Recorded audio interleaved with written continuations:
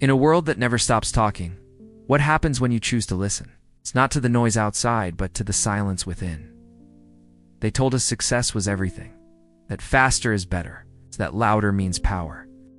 But monks chose another path, a path of stillness, of clarity, of purpose deeper than ambition. This is not just a book. This is an invitation to strip away everything you thought you were and rediscover who you truly are. So if you're tired of chasing what doesn't fulfill you, if you feel lost in a world obsessed with more, then stay. Let's journey inward, because to think like a monk is to finally remember how to live like a human.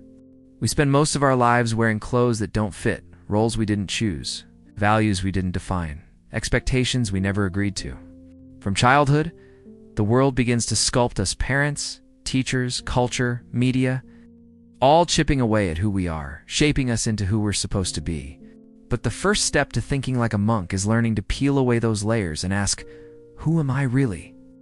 Jay Shetty opens this chapter by revealing the fundamental conflict we all experience. We live in a world that trains us to perform, not to be. Society tells us what success should look like, what happiness should feel like, and who we should become. But monks approach life from the opposite direction. They don't accumulate, they subtract. The monk's path is not about gaining something new, but about letting go of what never belonged to us in the first place. When Jay left behind his corporate path to join an ashram, his biggest struggle wasn't external, it was internal noise. The voices in his head echoed the judgments of the world he left behind.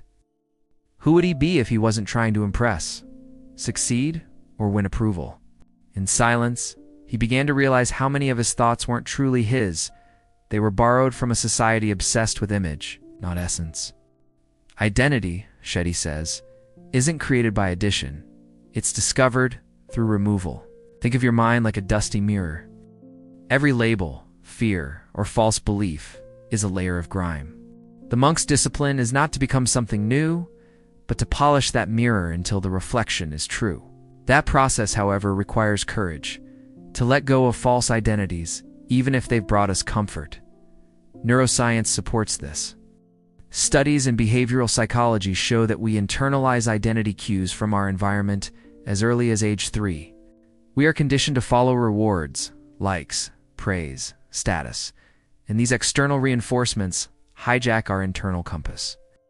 The monk path offers an antidote: stillness. In solitude, the brain reconfigures. The default mode network, the region responsible for self-reflection, becomes more active, allowing us to explore who we are beneath the noise. Jay encourages a simple yet powerful exercise. Write down everything you believe defines you. Your job, your talents, your insecurities, your labels. Then ask, who told me this? If the answer isn't my inner truth, maybe it's time to release it. You're not your salary. You're not your GPA. You're not your social media following. You're something far quieter, but infinitely more solid. Letting go of false identity is painful, because even lies can feel familiar. But there is freedom on the other side. Imagine removing a heavy costume you've worn your whole life. At first, you feel exposed, then light. Monks don't reject the world. They simply refuse to let the world define them. They operate from clarity, not comparison. From purpose, not pressure. So pause. Breathe. Step away from the noise. Ask yourself, who am I when I am not performing for anyone? That question is the doorway to transformation. Not all who wander are lost, but those who never wander inward remain strangers to themselves. Begin the inward journey, not tomorrow, now. Negativity is like smoke. It fills the room silently, clings to the walls, and lingers long after the source is gone. Most of us walk through life unconsciously breathing it in through conversations, news, social media, and even our own thoughts.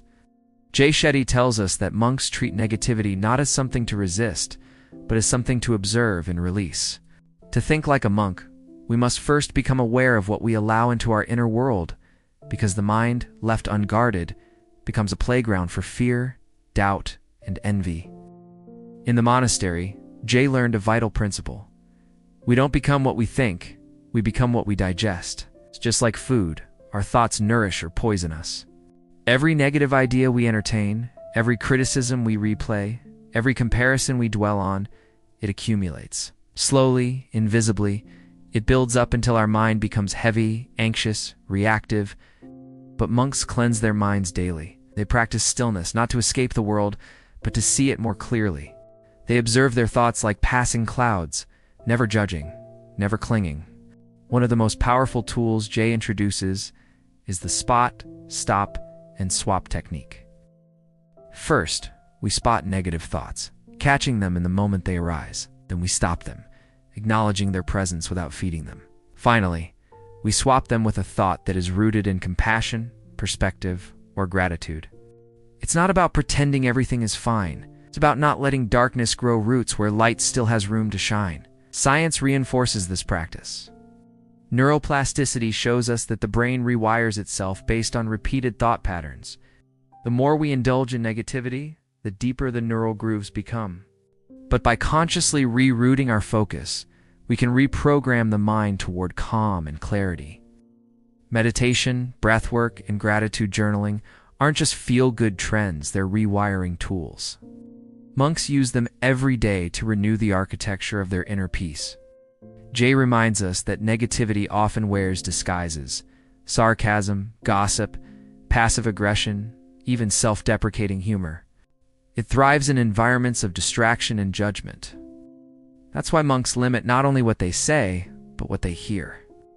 In the ashram, there are long stretches of silence, not as punishment, but as purification.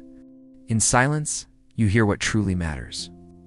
You learn to distinguish between the voice of ego and the whisper of wisdom. To cleanse the mind, we must also audit our inputs. Who are the 5 people we spend the most time with? What content do we consume before bed? What words do we allow to echo in our mental space? Cleansing is not just subtraction, it is selection. Choose what uplifts, curate what enters.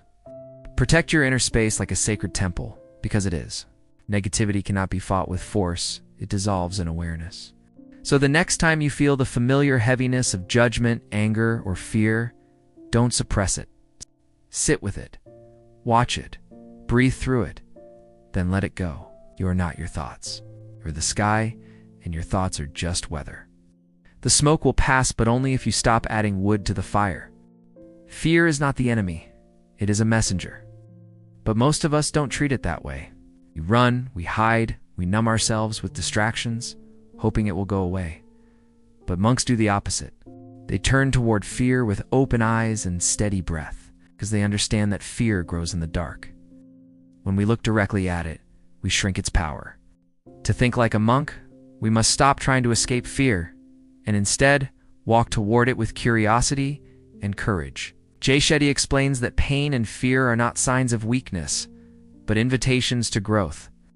Every meaningful transformation in life is preceded by discomfort. Just as a seed breaks before it grows, we too must endure the cracking of old patterns before new strength can emerge. In the monastery, Jay faced fears that many of us would dismiss: fear of silence, fear of irrelevance, fear of not knowing who he was without ambition. Yet in facing them, he found something unexpected: peace. Modern society teaches us to avoid discomfort at all costs. We curate our lives to be convenient, filtered, and safe. But by insulating ourselves from pain, we also shield ourselves from depth. Neuroscience reveals that avoiding pain reinforces the brain's threat response, keeping us trapped in a cycle of anxiety and reaction. But by embracing controlled discomfort, whether through meditation, silence, or intentional solitude, we train the nervous system to stay calm, even when fear arises. Monks don't eliminate fear, they befriend it. One of the most powerful tools Jay offers is reframing fear as a compass. What we fear most often points to what we care about most. We fear failure because we crave meaning. We fear rejection because we long for connection. Instead of shrinking from these fears, Jay suggests asking, "What is this fear teaching me about myself?" In doing so, we transform fear from a barrier into a doorway. Fear thrives in imagination. It whispers worst-case scenarios, weaving stories of loss and humiliation. But monks discipline the mind to stay anchored in the present. In the here and now, fear has no fuel, only breath, stillness, and awareness. In the ashram, monks often walk barefoot in the dark, learning to trust each step without seeing the whole path. It is not the absence of fear that defines them, but the willingness to move forward despite it. Jay reminds us that fear is not a flaw. It's a human signal rooted in our biology, designed to protect. But in a world where fear is constantly triggered by news, comparison, or uncertainty, we must learn to discern real threats from imagined ones. The monk's path is not fearless, it is fear-wise. It teaches us to hold fear gently, listen to its voice, and then release it when it no longer serves. So ask yourself, what am I avoiding because I'm afraid? Is it a conversation? A dream? A version of yourself waiting to be born? Pain is inevitable, but suffering is optional. When we walk toward pain not recklessly, but mindfully, we reclaim our power. We step out of the prison of avoidance and into the light of awareness. The only way out is through. And sometimes peace waits on the other side of the fear we've been running from our whole lives. We often confuse movement with meaning. We stay busy, chase goals, we check boxes. But activity is not the same as direction. Jay Shetty invites us to pause and ask a question that monks ask every day. Why am I doing this? Intention is the seed from which everything grows. Without it, we may climb the ladder of success, only to find it leaning against the wrong wall. To think like a monk is to begin every action with clarity of heart and mind. In the world outside the ashram, we're taught to define ourselves by outcomes, status, wealth, performance. But in monk philosophy, the motive matters more than the result. It can help someone to be admired or to truly serve. You can pursue success to feel enough or to bring value. It's not what you do that shapes your peace, but the intention behind it. Monks train themselves to be hyper-aware of this hidden fuel. They slow down not to be lazy, but to be aligned. Jay shares how, in the monastery, even the smallest tasks, sweeping the floor, preparing food, walking in silence, were infused with meaning. The purpose was never the act itself, but the state of mind it cultivated. This mindset reprograms the modern obsession with productivity. Instead of measuring how much you achieve, monks ask, who am I becoming in the process? It's a shift from achievement to alignment, from pressure to presence. Modern psychology supports this ancient wisdom. Research shows that people who act from intrinsic motivation values, growth, contribution experience, higher satisfaction and resilience than those driven by external rewards. When our actions align with our purpose, we are less reactive to failure and more anchored during uncertainty. Intention gives our efforts emotional durability. It allows us to persist it out of fear, but out of love. But intention is not always obvious. Sometimes it's buried under years of programming, people-pleasing, and pain. Jay recommends journaling as a tool for excavation. Ask yourself, what do I value most? What makes me feel alive? What pain have I endured that I want to transform into service? These questions don't offer instant answers, but they begin the inward journey. The process of defining your purpose is not about inventing a new self. It's about remembering who you've always been. We must also protect our intentions from being hijacked by comparison. Just because something works for others doesn't mean it was meant for you. The monk's mindset is built on clarity, not conformity. It asks you to step back from noise, from expectations, from applause, and listen for the still voice within. What does your soul truly long to give? That answer will not be loud, but it will be unmistakably yours. So the next time you find yourself chasing, striving, performing, pause. Take a breath. Ask yourself why. If the reason leads back to love, to truth, to service, keep going. But if it leads to fear, to proving, to escaping, maybe it's time to realign. Purpose doesn't start with what you want. It starts with who you are. To know who you are, you must dare to slow down, strip away the noise, and act with intention so pure that even the smallest deed becomes sacred. The mind is like a wild horse, powerful, restless, and constantly pulling us in every direction. Left untamed, it gallops toward fear, doubt, and distraction. But monks learn to train the mind not through force, but through rhythm. Jay Shetty shows us that routine is not about rigidity, it's about harmony. A daily structure, when built with intention, becomes the quiet architecture of inner peace. Routine is how the mind learns to obey the soul. In the monastery, every hour had a purpose. Wake, meditate, serve, study, reflect. Even silence had a time and place. To the outside world, it may seem restrictive, but to the monk, routine is freedom. Because when the basics of life are decided in advance, the mind no longer wastes energy on small choices.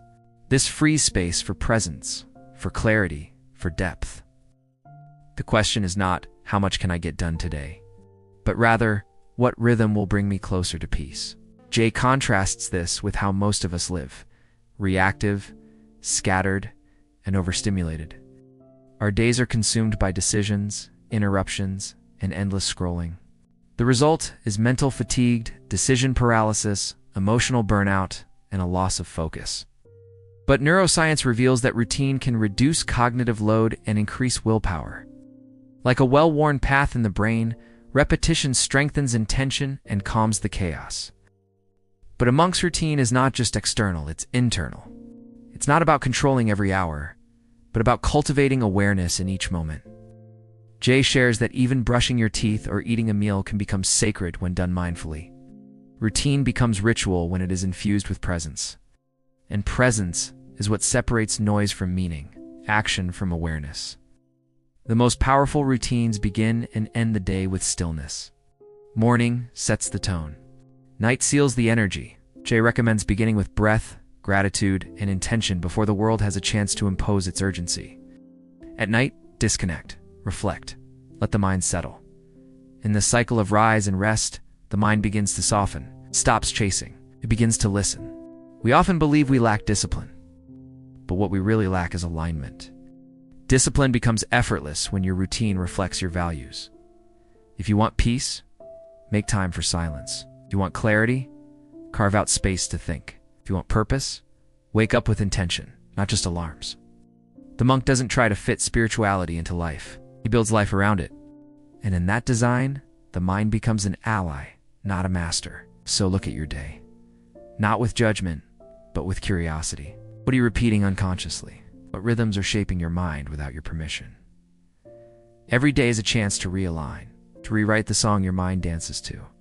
With even the smallest change, a breath, a pause, a habit transformation begins. Not in grand gestures, but in quiet, consistent choices. In mastering your routine, you begin to master your mind. The ego is loud. It craves attention, validation, and control. It wants to be seen, to be right, to be praised. But peace is quiet. It doesn't need applause. It only needs truth. Jay Shetty reminds us that the monk's path is not one of self-glorification, but of self-forgetting. To think like a monk is to begin loosening our grip on the ego, not to erase the self, but to see beyond it. In the monastery, monks are taught early that ego is not just arrogance, it's the constant need to feel important. It shows up in subtle ways, in how we compare, in how we interrupt, in how we secretly want others to lose so we can win. But monks believe that true strength is born from humility, not the false humility that hides behind self-deprecation, but the real kind. The kind that sees all beings as equal and all roles as sacred. Jay tells the story of cleaning toilets in the ashram, a task most would reject, a job many would see as beneath them. But in that quiet service, stripped of recognition, ego has no place to hide. Humility is not thinking less of yourself, it is thinking of yourself less. It's shifting the spotlight from how do I appear to how can I serve. In that shift, the soul breathes. It remembers it was never here to impress, but to uplift. Ego feeds on separation. It needs someone to be above, someone to be beneath. But humility dissolves that hierarchy. It allows us to connect, not from status, but from humanity. Neuroscience shows that when we act from ego, our brain's reward centers light up briefly but fade quickly. In contrast, acts of genuine service activate the brain's compassion circuitry, releasing long-lasting feelings of meaning and joy. The science is clear. Humility sustains. Ego only spikes. Living without ego doesn't mean denying your gifts. It means not being owned by them. You can know your value and still move gently. You can hold power and still choose silence. Monks don't deny excellence. They just detach from the need to prove it. Because what you are doesn't need to shout. It radiates quietly. Jay urges us to become aware of our ego triggers. Is it when someone else succeeds? When we're not acknowledged? When we're told we're wrong? These are the moments when ego tightens its grip, but awareness loosens it. With every deep breath, with every act of quiet service, ego steps back. Not out of weakness, but out of wisdom. So today, ask yourself, what would this look like without ego? What would you say if you didn't need credit? Who would you be if you weren't trying to be better than anyone else? Humility isn't a posture. It's a way of walking through the world with light feet and open hands. Let your presence speak louder than your pride. Let your purpose be louder than your position. In the quiet, the ego fades, and in its place, something softer rise, something truer. That is the beginning of peace. Gratitude is not a feeling we chase. It's a state we cultivate. Jay Shetty reminds us that joy isn't found by having more, but by seeing more, by noticing the ordinary and honoring it as extraordinary. In the monastery, monks begin and end every day with gratitude, not because life is perfect, but because the mind becomes peaceful when it learns to see through the lens of appreciation. Gratitude is not a reaction, it's a decision. In modern life, we often move so fast that we miss the beauty in front of us. We reserve gratitude for milestones, for breakthroughs, for big moments.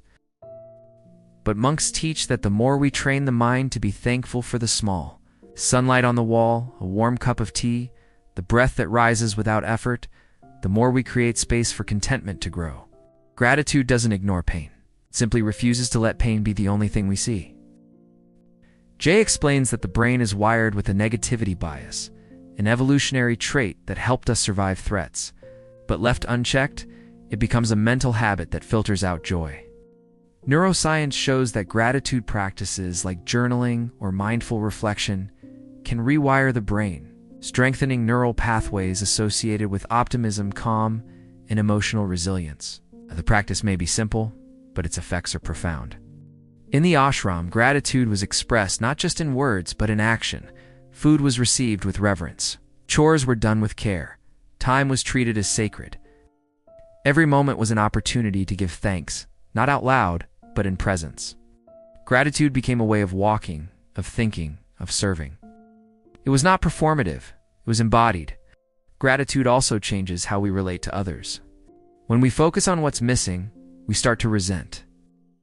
But when we focus on what's present, we begin to appreciate. Relationships deepen, conflict softens. Jay reminds us that often we don't need more love, we just need to notice the love that's already there. To thank the people who show up. To honor the quiet gestures. To see the gift, even if it comes in a different wrapping than we expected. And perhaps the greatest power of gratitude is how it shifts us from scarcity to abundance. Scarcity says, I'll be happy when. Gratitude says, I'm already enough. That mindset transforms how we live, how we give, and how we grow. It replaces comparison with compassion, restlessness with stillness, longing with light. Gratitude grounds us in the present, and from there, anything becomes possible. So today, pause. Not to chase, not to wish, but to witness. What do you already have that once felt impossible? Who in your life shows up when no one else does? What simple moment have you been overlooking, waiting for something bigger to arrive? Gratitude is not passive, it is a practice of presence. And when you plant its seeds daily, joy does not need to be searched for. It blooms quietly, exactly where you are. Relationships are our greatest mirrors. They reflect not only how we see others, but how we see ourselves. Jay Shetty reminds us that monks don't isolate to escape people, they retreat to understand how to love them better. To think like a monk is to approach every relationship not as a transaction, but as a sacred opportunity for growth. True connection begins when we learn to stop performing and start being. We often seek relationships that validate us, entertain us, or fulfill us. But Jay asks us to go deeper. What if the purpose of relationships is not comfort but transformation? Every friend, every partner, every family member plays a role in shaping who we become. Conflict is not always a sign of incompatibility. It's often a signal that something inside us is being asked to evolve. The monk's approach is not to avoid friction, but to use it as a tool for awareness. In the ashram, relationships were built on intention and simplicity. No hierarchy, no conditions, just presence. When monks listened, they listened fully. When they spoke mindfully. Jay shares that one of the deepest lessons he learned was that love is not what you say, it's how consistently you show up. In the absence of ego, love becomes quiet, patient, and enduring. It doesn't grasp, it gives. Psychology echoes this truth. Studies show that emotional attunement, being present and empathetic with others, builds trust and resilience in relationships. But in today's world, we're often distracted, reactive, half there. We hear, but don't listen. We speak, but don't connect. Monks train to reverse this pattern, to slow down, to be still enough to truly see the person in front of them, because presence is the purest form of love. Jay explains that one of the roots of relationship suffering is expectation. We expect others to complete us, fix us, or behave exactly as we want. But monks believe that every person is on their own path, cannot control how others walk, but we can choose how we walk beside them. The goal is not to change people, but to grow with them, to hold space for their process while honoring our own. Love, in the monk's language, is not attachment, it's expansion. It means celebrating someone's freedom, not clinging to their role in your life. It means loving without losing yourself, giving without keeping score. When we let go of needing people to be perfect, we start to love them as they are. That kind of love doesn't chain, it elevates. Doesn't demand, it nurtures. So, reflect gently. In your relationships, are you showing up or just appearing? Are you loving or are you needing? Are you growing together or holding each other back? The monk path teaches us that relationships are not just about happiness, they are about becoming. When we relate from the soul instead of the ego, we invite healing, depth, and beauty into every bond we build. And in that sacred space between two hearts, we learn how to love and how to be loved in the purest sense. Knowing yourself is the beginning of all wisdom, but in a world so loud, it's hard to hear your own thoughts. Jay Shetty teaches that monks strip away the noise not to escape life, but to discover who they are beneath the labels, expectations, and distractions. They don't seek identity through fame or approval. Instead, they seek truth through stillness. To think like a monk is to journey inward not once, but daily with patience, courage, and compassion. Many of us wear masks we don't even realize we've put on. We become what others want, what the world rewards, what success seems to demand. Slowly, we lose the ability to tell who we were before the performance began. Jay encourages us to peel back the layers gently, not with judgment, but with honesty. Who are you when no one is watching? What drives you when there's nothing to gain? In the monastery, self-awareness was a discipline. Each morning began with reflection, and each evening ended with it. Every action was observed, not just outwardly, but inwardly. What was the intention behind a word? What emotion underlined a reaction? The monk's life wasn't about perfection, it was about presence. Jay reveals that knowing the self doesn't come from overthinking, but from observing, watching your mind without becoming your mind. Modern psychology calls this metacognition, the ability to witness your own thoughts. Neuroscience shows that the more we practice self-observation, the stronger our inner clarity becomes. Monks cultivate this skill through meditation, silence, and solitude. Jay brings this ancient truth into the modern world. Your identity isn't found, it's uncovered. You are not your job, your followers, or your mistakes. You are the awareness behind them all. But self-knowledge requires courage. It means facing parts of yourself you've hidden or denied. Your fears, your insecurities, your ego. Jay reminds us that monks don't run from their darkness. They sit with it until it softens, till it speaks. And in that space of honesty, something profound happens. You stop resisting yourself. You begin to integrate. Wholeness replaces performance. When you know yourself, you begin to trust yourself. You stop chasing the external to validate the internal. Decisions become clearer. Values become anchors. And life, though still uncertain, becomes more rooted. Jay teaches that when we live in alignment with our true self, we stop being controlled by the world. We start contributing to it. That's the power of self-mastery. Not control over others, but understanding of self. So today, ask quietly, who am I beneath what I do? What matters to me when the world is silent? The monk's way is not to find yourself in one grand epiphany, but in 1,000 quiet choices to return to who you truly are. And when you know yourself deeply, you no longer need to prove anything to anyone, because peace, not applause, becomes your home. Service is the highest expression of love. Jay Shetty shares that for monks, service is not a task, but a way of being, a daily reminder that life is not about accumulation, but contribution. In a world obsessed with self-interest, the monk's mindset shifts the focus outward, not to be seen doing good, but to dissolve the ego through kindness. Real service doesn't ask, "What do I get?" It asks, "What can I give?" We often think service must be grand, building schools, donating millions, starting a movement. But monks teach otherwise. Kind word, a patient ear, an active presence. These are seeds that grow into forests. Jay reminds us that the scale of service doesn't matter. Sincerity does. It's not about recognition, it's about intention. The most powerful service often goes unseen, but never unfelt.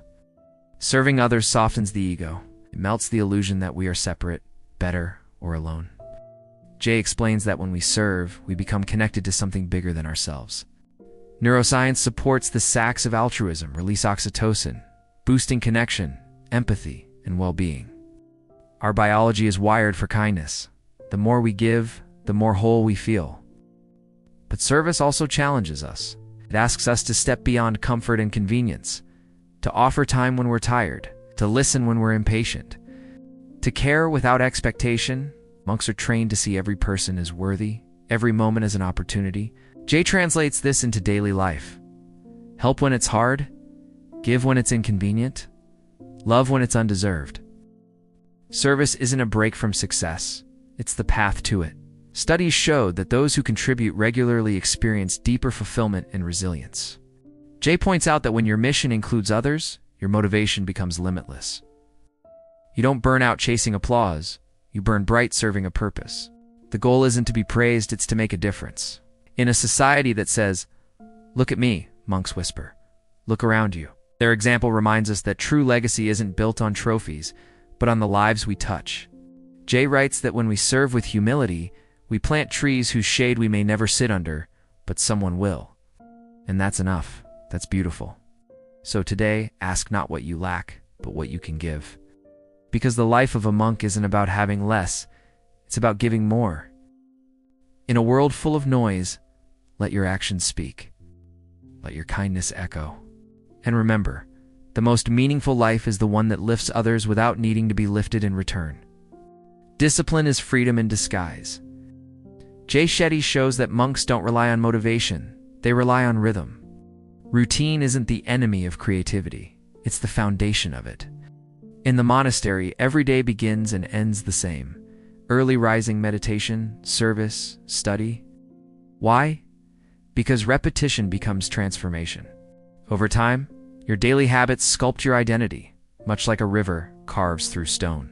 The power isn't in the grand gesture, it's in the quiet, consistent acts that build your character when no one is watching. In a world addicted to novelty, we fear boredom, but monks embrace repetition as a sacred teacher. Jay explains that what feels repetitive to the mind can feel restful to the soul. When your days follow structure, your mind relaxes. It stops scrambling for what's next and starts showing up fully in the now. Neuroscience echoes this. Routines reduce decision fatigue, regulate mood, and create mental clarity. By freeing your mind from chaos, routine makes space for insight, flow, and purpose. But creating a routine isn't about rigidity, it's about alignment. Jay encourages us to build daily rituals that reflect who we want to become. Morning stillness, to ground our thoughts. Focused work to honor our potential. Evening gratitude to close the day with peace. Routine is not meant to trap us. It's meant to free us from the distractions that steal our time, energy, and attention. It's a way of saying, I won't leave my growth up to chance. And still, it's not easy. The world is full of interruptions, temptations, and excuses. That's why the monk mindset treats routine not as a schedule, but as a vow or commitment to the self you're becoming. Jay reminds us that every time you show up to your practice, even when it's hard, you're building a bridge between your present and your potential. Discipline becomes devotion. Repetition becomes resilience. And your routine becomes a sanctuary in a noisy world. Over time, consistency becomes identity. You no longer need to force the habit. You become the kind of person who meditates, who reflects, who moves with purpose. Jay writes that the monk doesn't wait for inspiration to act. He acts until inspiration flows. The practice becomes effortless because the mind becomes trained. You no longer fight for focus. It arises naturally from your routine, like the breath from the body. So don't underestimate your small daily choices. Don't discount the quiet hours spent alone, doing what no one applauds. These are the moments where transformation begins. The path to peace is paved in patterns. The road to purpose is walked in steps. Every step counts. Every repetition matters. Every sunrise you greet with intention reshapes who you are and what you will become. In the end, routine is not a prison, it's a path, a sacred rhythm that aligns your soul with your actions. And like a monk, you can wake each day not wondering who you are, but remembering, I am what I practice. I become what I repeat. And through routine, I return to what truly matters. The monk mind is not about renouncing the world, but about understanding it. Jay Shetty reveals that the real battle is not outside, it's within. A restless mind becomes a restless life. But a trained mind, it becomes the quiet foundation for everything you build. In the monastery, monks are not seeking escape. They are seeking clarity. They don't run away from the noise of the world, they observe it from a deeper silence within. And that's the lesson. You don't need to live in a monastery to think like a monk. You need only the courage to confront your mind with honesty and patience. Jay explains that our minds are constantly pulled in different directions by fear, by ego, by comparison. We are bombarded by notifications, opinions, and expectations. In this chaos, our mind becomes like a mirror covered in dust. But meditation, reflection, and intention wipe that mirror clean. The monk mind sees clearly. It separates reaction from response. It doesn't chase every emotion or story. It pauses, breathes, and chooses with awareness. That is its power. Not to control the world, but to master how it responds to it. What makes the monk mind powerful is not that it has fewer thoughts, but that it has better thoughts. Jay shares that most of us operate in default mode, repeating the same worries, judgments, and assumptions. But a trained mind is designed. It is shaped deliberately, becomes a place of strength, not confusion, a place of stillness, not storm. And neuroscience agrees, mindfulness literally rewires the brain for clarity, emotional regulation, and compassion. To think like a monk is to become the sculptor of your inner world. Instead of reacting to life, you respond to it from a space of wisdom. Jay reminds us that this is not a gift, it's a discipline. It's a mind trained to look beyond the surface, to choose peace over ego, to ask, what does this teach me, rather than why me? The monk mind turns pain into growth, chaos into clarity, and noise into insight, and anyone can cultivate it if they choose. This kind of awareness doesn't happen overnight. It's a daily returning, a returning to the breath, to the moment, to what matters. When your mind wants to wander, you guide it back. When your ego wants to shout, you choose to listen. When the world wants you to react, you pause instead. In that pause, the monk mind lives. In that silence, wisdom begins. And over time, that practice becomes who you are. Thinking like a monk does not mean becoming passive. It means becoming intentional. You still work, love, create, and challenge yourself. But you do so from inner stillness, not outer noise. You no longer need the world to validate your worth because you've met yourself in silence. And that meeting, over and over again, becomes the root of your unshakable peace. In the end, the monk mind is not just a way of thinking, it's a way of living. A path where peace is not the absence of challenge, but the presence of inner mastery. A path where the mind becomes your ally, not your enemy. And when you walk that path, you no longer follow the world, you lead yourself. Purpose is not something you find, it's something you grow. Jay Shetty opens this chapter with a truth many of us ignore. We keep waiting for purpose to arrive like a letter in the mail. But monks understand that purpose is something we plant, water, and nurture every single day. It starts small in our choices, in our values, in the moments we give ourselves fully. Purpose is not a destination. It's a pattern of meaning we weave into everything we do. Jay urges us to stop chasing success and start seeking service. He says the monk mindset flips the question from, what do I want from life, to what does life want from me? In that shift, we move from ego to essence. We stop looking for external markers of validation and start aligning with our inner compass. The monk's purpose is always rooted in contribution. It is never just about what they can achieve, but what they can offer. And in that offering, they discover who they really are. This chapter reminds us that our dharma, our true path, is found at the intersection of passion, strengths, and service. Jay paints this like a triangle. What we love, what we're good at, and how we can use both to help others.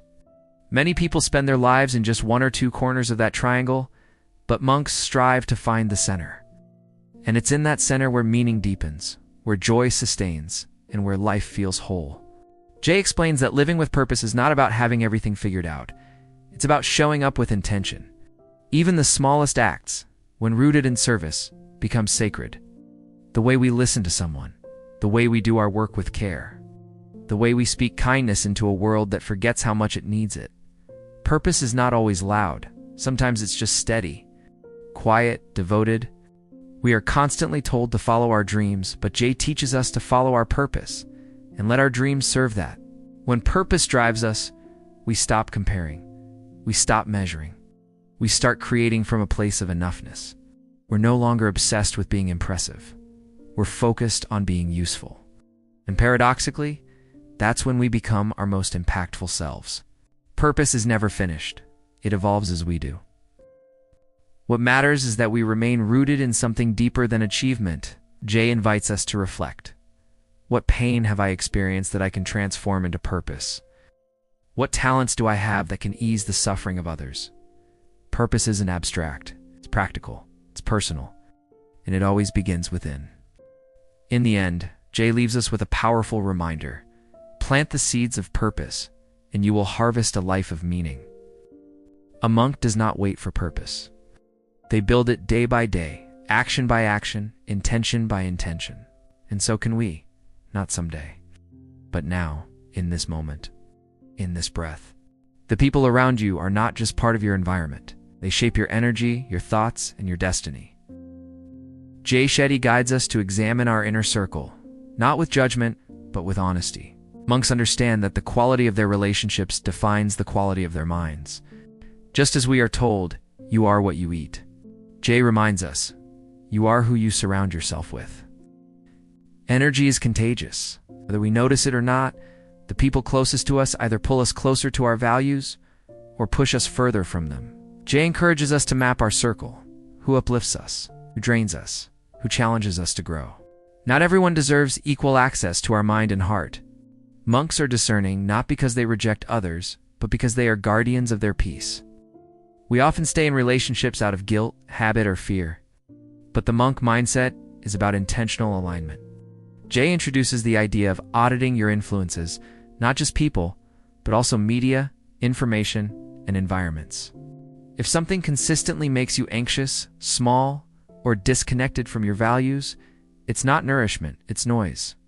And monks don't let noise control their minds. At the heart of this reflection lies a powerful truth.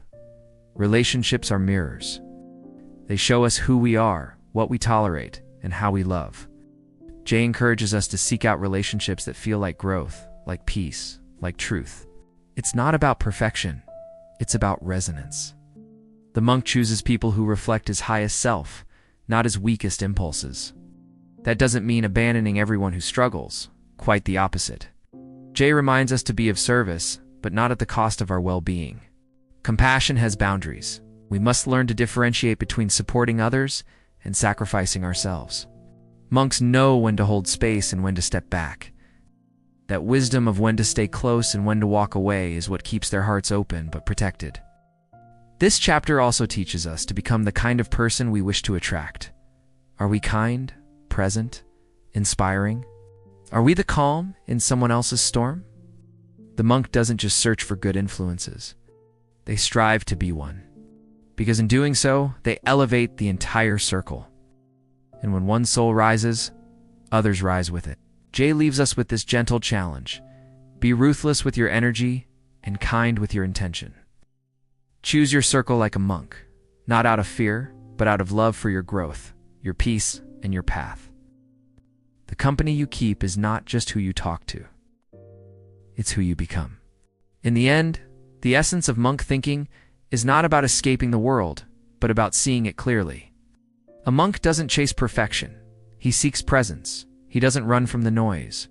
He learns to hear beyond it, shapes his mind the way a sculptor shapes stone, slowly, patiently, deliberately. The monk mind isn't something you switch on, it's something you return to every day, through gratitude when the world lets you down, through discipline when comfort tempts you, through silence when chaos rises. Change begins subtly, like the tide turning beneath your feet. You won't even notice it at first, till one day you're calm in the middle of a storm. To think like a monk is to shift from reaction to reflection, from ego to purpose, from chasing to receiving. Jay doesn't ask us to live in caves or wear robes. He simply invites us to change our compass, to no longer follow what is urgent, but to move toward what is meaningful. The monk mind sees beyond fear, beyond noise, and into the deepest wisdom. That you are already enough. That growth is who you are. In a world that moves fast, the monk mind slows down. While others rush, the monk walks. While others shout, the monk listens. While others cling, the monk lets go. Stillness isn't weakness, it's clarity. Clarity is power. And remember, transformation doesn't mean escaping pain. It means seeing it with new eyes. Pain becomes the teacher. Difficulty becomes the training ground. Every setback a lesson. Every ending an opening. Every discomfort an invitation. We don't change by force. We change by understanding. The monk mind is not a destination. It's the path itself. A lifelong journey, a quiet trust in the process, and a return to presence. There is no grand conclusion, only a gentle reminder. The monk lives within you, waiting, listening, guiding. All it takes is one step, then another. You don't need to become someone else. You only need to remember who you were before the world told you who to be. In that remembering, peace returns. And in that peace, transformation begins.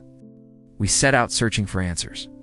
In ancient words and modern science, in stories whispered by monks who walked before us.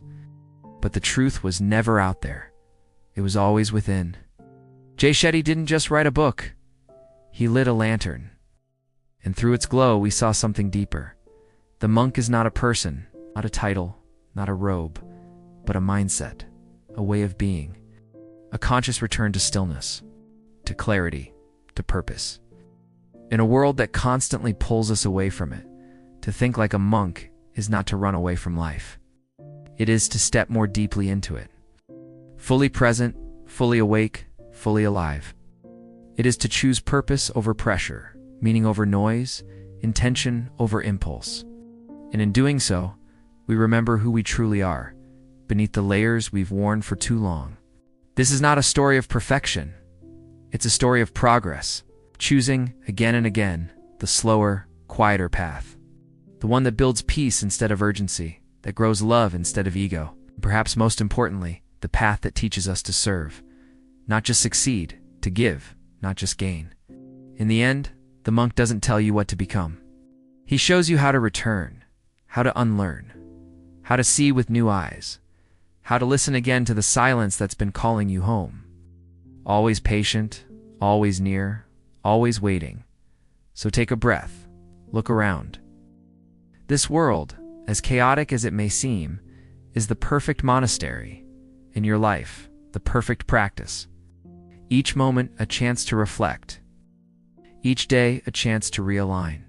You don't need a temple to think like a monk. You just need to begin where you are as you are. The world will still spin. The noise will still rise. But now you know you are not the noise. You are the space beneath it. You are the stillness between the thoughts. You are the quiet strength that doesn't shout but guides. This is your invitation. Not to escape life, but to elevate it. To live, not just with knowledge, but with wisdom. It's not just with achievement, but with peace. You've heard the monk's voice. Now let it become your own. Before you go, pause, breathe, and ask yourself, not what the world wants from you, but what your soul longs to give. If this journey moved you, share it. Let someone else find stillness in your echo. Subscribe, not just to this channel, but to the quiet voice within you, the one you've ignored until now. Leave a comment, not for the algorithm, but for the community. Tell us what this awakened in you. This isn't the end. It's the beginning of living with intention. And every time you return to your breath, every time you choose meaning over noise, you choose to think like a monk. Stay mindful, stay grounded, and above all, stay you.